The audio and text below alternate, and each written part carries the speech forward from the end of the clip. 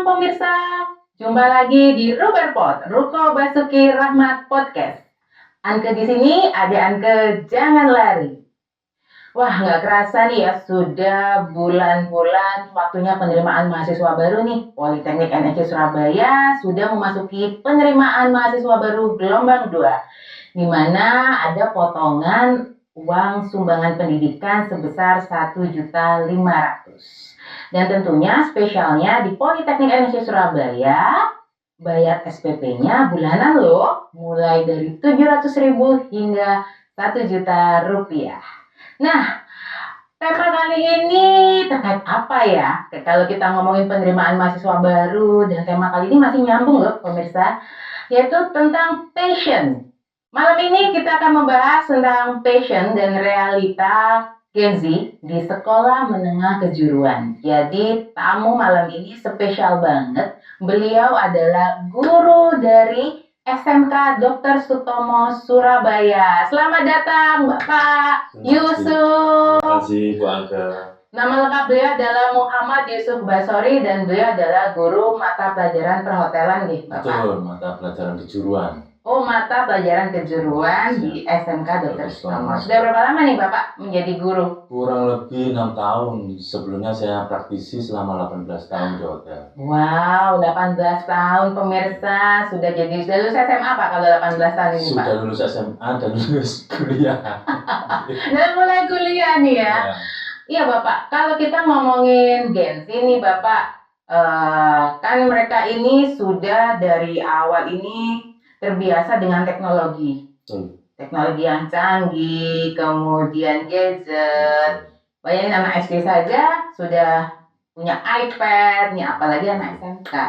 Nah, Bapak, bagaimana sih Pak menurut Pak Yusuf ini passion dari anak-anak SMK zaman sekarang nih Pak? Memang sebelum saya jawab nih, karena saya ulas dulu Gen Z itu apa. Oke, siap Pak. Nanti ada relevansinya dengan jawaban saya. Gen Z itu generasi yang lahir antara tahun 1997 sampai 2012. 97 sampai 2012. Saya masukin boleh Pak? Ya, di situ anak generasi Z atau Gen Z itu terkenal manja, terkenal maunya instan, terkenal maunya healing mulu. Oh, healing mulu. Ya, tapi mereka punya kelebihan kreatif. Karena didukung dengan kemudahan teknologi yang sekarang ada dan teknologi yang mereka pegang, mobile phone, mereka juga sangat senang berkolaborasi. Oh, begitu ya Pak ya. Makanya untuk menunjang passion mereka itu di kelas saya membiasakan mereka kerja kelompok dari kolaborasi itu nanti. Tentunya dengan pematiknya melihat di handphonenya masing-masing. Jadi sekolah sekarang ini boleh bawa handphone? Boleh. Beda dengan zaman saya dulu Pak? Oh iya betul sekali. Oh gitu. Karena memang tuntutan zaman. Apalagi mereka siswa SMK itu lebih banyak di prakteknya, artinya 70% praktek dan 30%-nya teori. Dan tentunya lagi siswa SMK sekolah itu tentunya sudah paling tidak sebagian besar sudah berdasarkan passion-nya. Mereka kan sudah ditentukan dengan pilihan mau ambil jurusan apa saat mau masuk.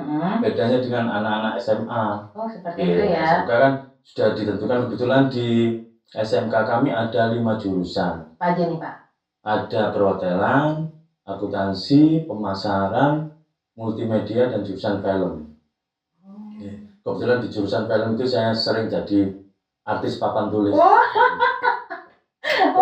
Sering di dapur jadi, entah itu jadi bapaknya, entah itu jadi sopir. Nah itu saya sering jadi artis papan tulis. Berarti saya nggak salah nih mengundang Pak Yusuf di acara Ruberpod ini ya.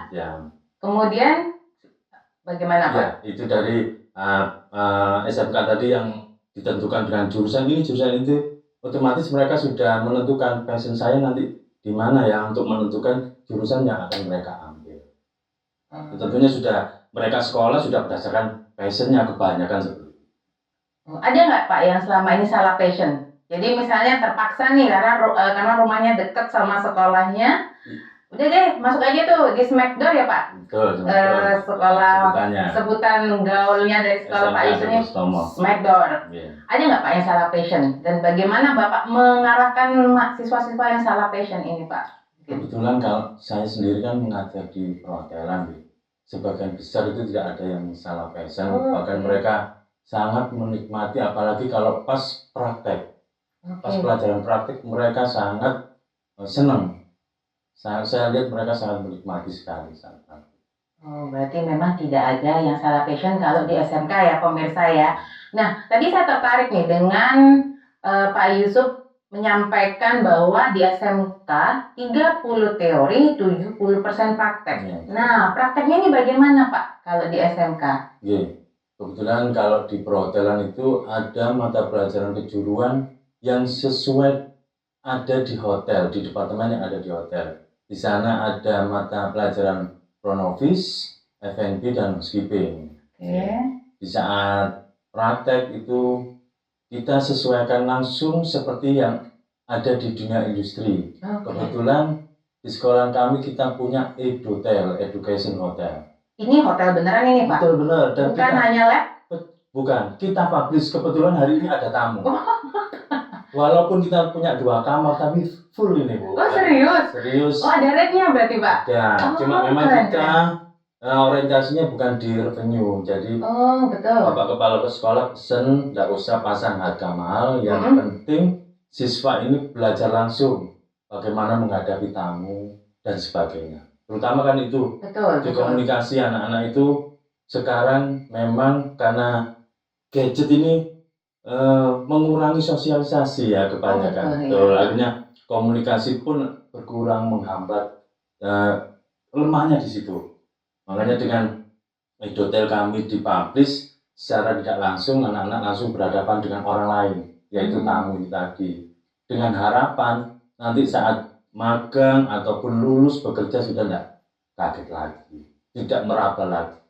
Nah, untuk siswa yang praktek nih Pak di EDHOTEL, Education Hotel, itu kelas berapa Bapak? Kita pasang kelas 10 dan kelas 11 karena kelas 12 kan sudah fokus ke ujian. Apalagi di kurikulum Merdeka ini magangnya sudah di kelas 12 Bu Angga. Harapannya kalau nanti selesai magang, hotel cocok dengan kinerja siswa kami direkrut. Nah, kalau kemarin di kurikulum K13 magangnya di kelas 11, otomatis nanti cocok, nunggu lagi anak-anak sekolah setahun gitu. Ini berarti magangnya sudah di kelas 12 ya. Jadi yang memang kerja, lebih tepatnya belajar melayani tamu dalam hal housekeeping, front office, dan F&B itu di kelas 10 dan kelas 11. Itu disisipkan di mata pelajaran atau bagaimana Pak biasanya? Kalau yang incas di EDHOTEL kita seleksi Bu Angga. Oh diseleksi, serius Pak? Iya, diseleksi. Tidak semua anak dapat giliran nih sekarang nomor 1 sampai 5 nih kamu. Seleksinya seperti itu.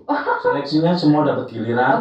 Kebetulan saya PIC-nya EDHOTEL dipilih dengan kesepakatan oleh sekolahan. Saya kebetulan PIC-nya EDHOTEL. Ya saya seleksi semua, saya incaskan.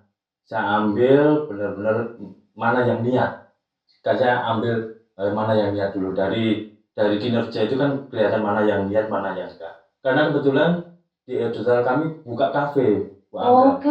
Mereka itu sudah jago latihan. Serius Pak? Karena saya nggak bisa Pak. Zaman saya di hotel latihan kan belum booming. Betul. Saya malah yang nggak bisa, saya yang malu. Bapak malah nggak bisa. Iya, Bapak cukup kopi hitam saja diaduk ya Pak ya. Kopi lagi. Iya. Itu berarti memang sudah diseleksi ya Pak ya. Diseleksi. Kemudian tadi sambungannya nih dari awal. Padahal nih dari awal semuanya ini Pak sudah mempunyai passion nih ya masuk di perhotelan di Smackdoor. Tapi kenapa saat seleksi ini ada yang menurut Pak Yusuf tidak bagus? Itu apa Pak? Menyebabkan? Mungkin mereka belum tahu, masih meraba, terutama yang kelas 10 masih meraba. Terus ya seperti ulasan saya di depan tadi, Gen Z itu kan cenderung manja, bahkan ada yang menyebutnya generasi stroberi. Oh ya, betul. Generasi stroberi karena kan stroberi itu teksturnya lunak dan mudah hancur, baperan. Oh, aduh. Kalau diartikan anak sekarang kan baperan gitu, Betul, baperan. Nah itu ya seperti itu, saya nyeleksinya dari beberapa kriteria. Paling kan kita orang praktisi kan di lapangan kita sudah bisa langsung bagaimana anak itu bisa bekerja atau tidak. Bapak punya standar gak dalam menyeleksi? Secara tadi ya, pengalaman Bapak di hotel ini 18 tahun gitu. Sedangkan yang Bapak seleksi ini siswa-siswa. Biasanya kalau dulu di hotel kan yang diseleksi ini sudah lulus sekolah nih Pak. Nah, Bapak punya standar nggak? Ada. Yang penting bagaimana dia treatment orang. Itu yang saya lihat pertama kali. Bagaimana dia men-treatment saya terutama. Contohnya bagaimana Pak men-treatment? Bagaimana dia bersikap dengan saya. Karena kan hotel itu bukan hanya produk yang kita jual, tapi jasa. Bagaimana melayani orang. Nah, itu pertama kali saya lihat bagaimana dia menanggapi perintah saya. Itu yang saya nilai. Dia tanggap, dia maksudnya enggak menyangkal atau membantah. Nah, itu dia melaksanakan apa yang saya perintah. Karena guru kan nggak mungkin merusak siswa atau kasarannya jelumukno siswa. Betul. Yang penting satu. Oh, seperti itu ya. Apakah dalam menanggapi customer ini tadi ya Bapak, itu ada di mata pelajaran di SMK? Ada. Kebetulan kita masukkan, kita sisipkan public speaking. Gurunya orang praktisi juga, orang JTV. Oh, serius Pak? Serius banget. Beliau juga ngajar di jurusan film, kita kan punya jurusan film. Makanya kita mengundang menggandeng orang-orang praktisi. Salah satunya kan saya orang praktisi. Betul Pak Yusuf. Iya. Sebentar loh Angga. Aduh, habis gini kalau kena Pak Yusuf ya. Aduh. Habis ini dari papan tulis naik papan apa ya? Papan selancar Pak ya.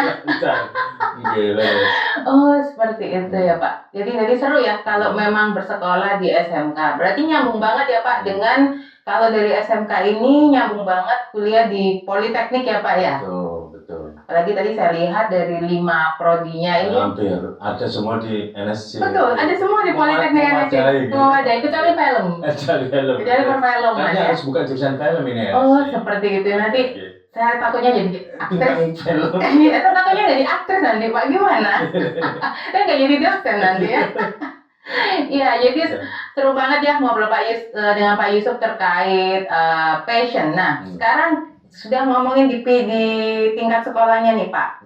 Nah, untuk anak kelas 12, tadi kita ngobrolin anak kelas 10 dan 11 nih ya, bahwa mereka juga dilatih di hotel, juga ada kafenya, pemirsa. Jadi mereka sudah bisa bikin art latte, kemudian memasak juga ya Pak ya.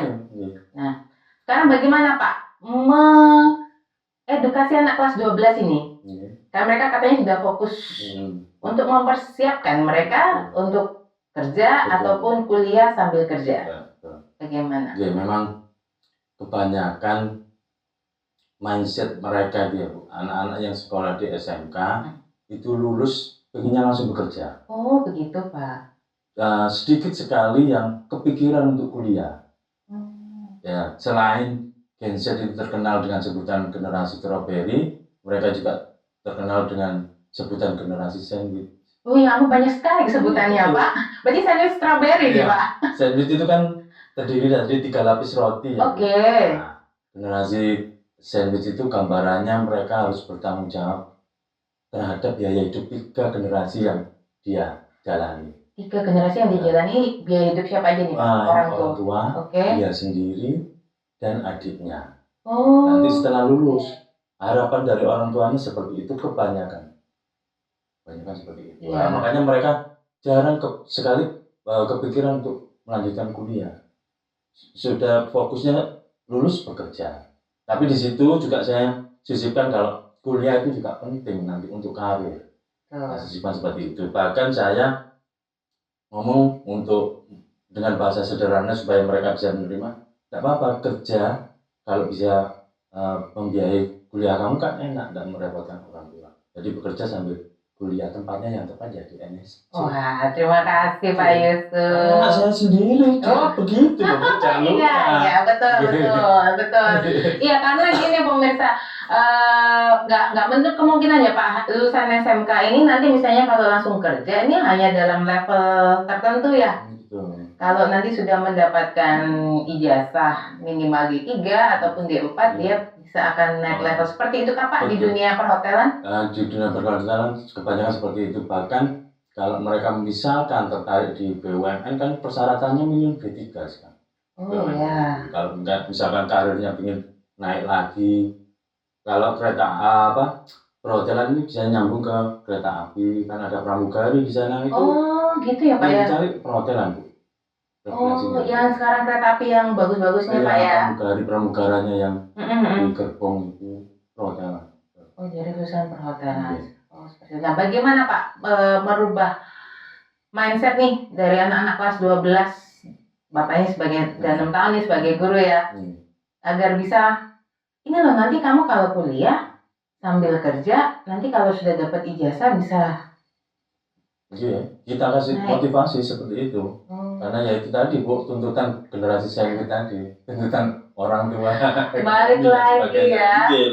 Balik lagi ke generasi sandwich. Nah, yang memotivasi agar kalau memang ingin sukses, ingin maju ya tetap pendidikan itu harus mengikuti dengan kuliah tadi. Oke, nah apakah dari cerita Bapak ini adakah alumni dari Smackdoor ini yang memang juga sudah menjalani kuliah sambil kerja dan sukses gitu Pak? Ada.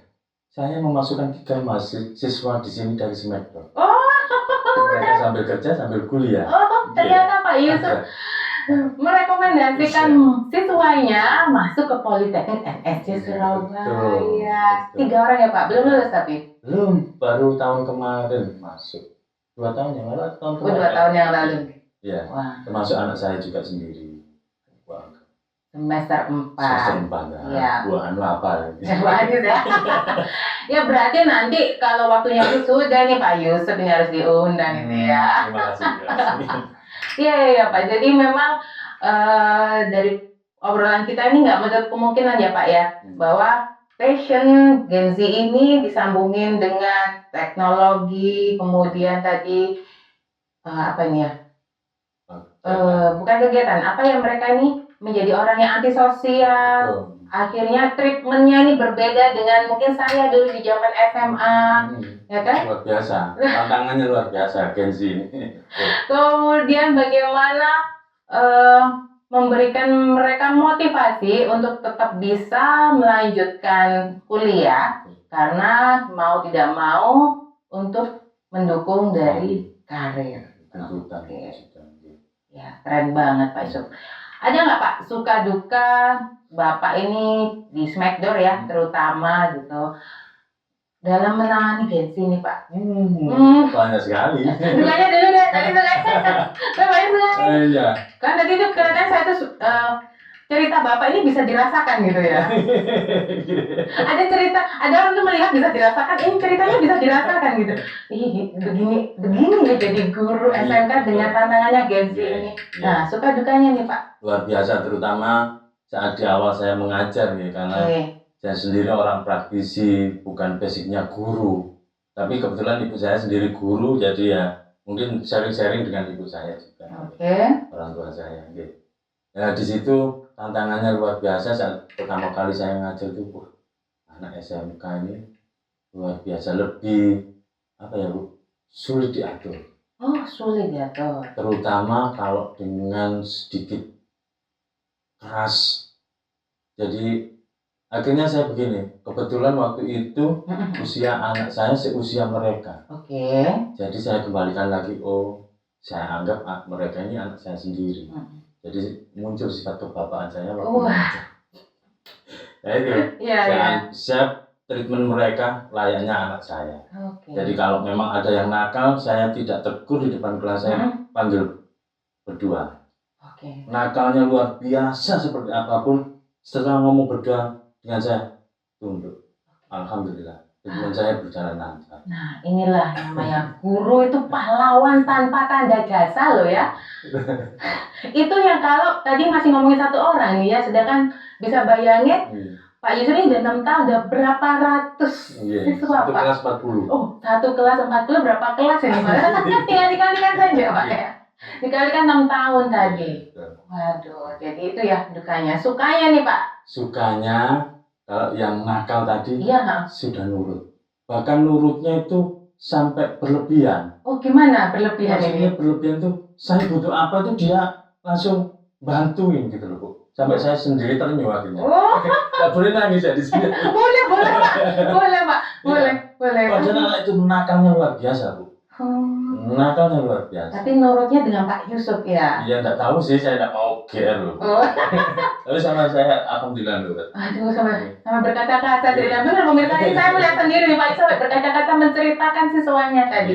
Bahkan sampai lulus itu ingat saya ke sekolah. Oke, sudah sukses ini Pak? Ini sudah bekerja lah paling enggak. Oh, iya. Karena kan masih berapa tahun.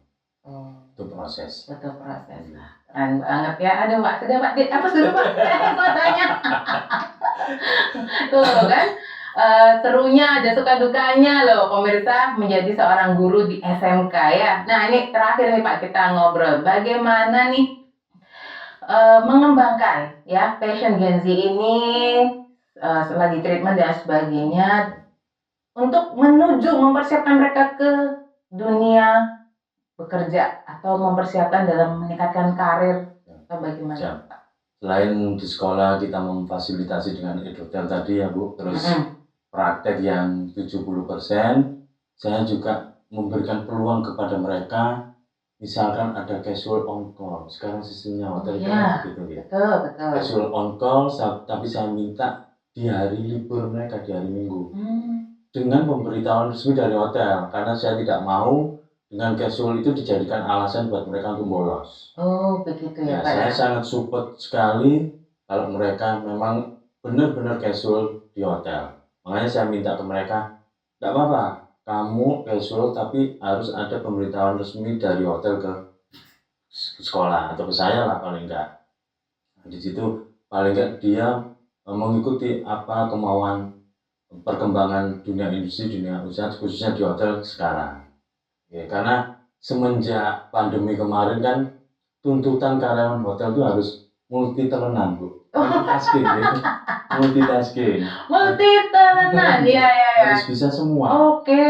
Karena pandemi kemarin kan luar biasa di hotel, di Bali pun ya harap mati suri. Oh iya. Dan kalau hotel-hotel yang masih bertahan, karyawan itu harus bisa semua di departemen apapun harus siap. Nah, tadi mungkin buat pemirsa ini yang nggak tahu apa sih Pak casual and on call itu?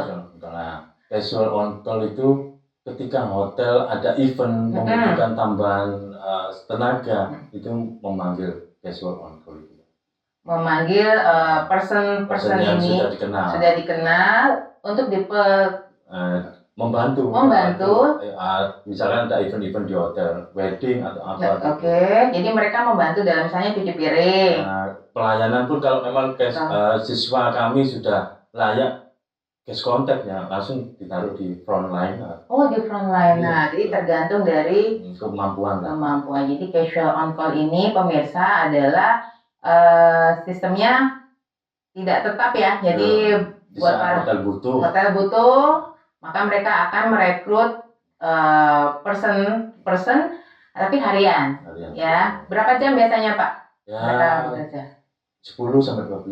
10 sampai 12. Berarti ini untuk fee-nya berarti dapatnya juga harian ya Pak ya? Harian, betul. Wah, lumayan ya dari dana SMK, sudah ada at hotel, kemudian masih casual on call. Tambahan uang jajan pastinya. Tambahan uang jajan. Oke, terima kasih Pak Yusuf atas kehadirannya ya. Saya senang banget nih mengundang artis. Ternyata loh ya, yang saya undang ini artis pemirsa. Saya juga baru tahu.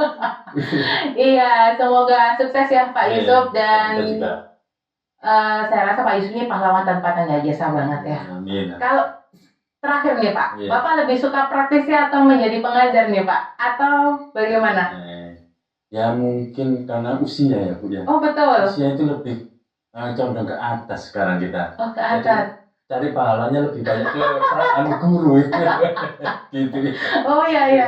Jadi faktor U itu tadi. faktor U, Pemikirannya betul. sudah banyak ke atasnya. Jadi sekarang lebih memperbanyak pahala. Jadi Betul. lebih senang intinya adalah menjadi pengajar sekarang. Pengajar sekarang. Oh, sampai nanti usia pensiun ya. Betul. Iya, betul. Oke, ada ini Pak, pesan-pesan ini buat kami mungkin. Ya mungkin nanti tambah jurusan film. Oh. Biar terfasilitasi semua jurusan yang ada di Smackdown. Benar. Sudah 4 orang yang dari semester ke sini, nanti ada lagi ya Pak yang bisa Betul. nyawal. Iya, amin. Semoga podcast ini nanti dilihat oleh para pimpinan ya Pak ya. Nanti saya share. Biar terjadi kerjasama. Betul, amin. Oke, terima kasih pemirsa atas kehadirannya di Rubar Pod kali ini. Seru banget kita bahas tentang passion dan realita Gen Z di SMK. Ternyata ya seperti yang Bapak Yusuf ceritakan itu tadi. Nah, saya Anka undur diri. Nanti kita bertemu di Rubar Pod episode berikutnya yang tentunya nggak kalah seru dari episode sekarang. Selamat malam pemirsa. Bye.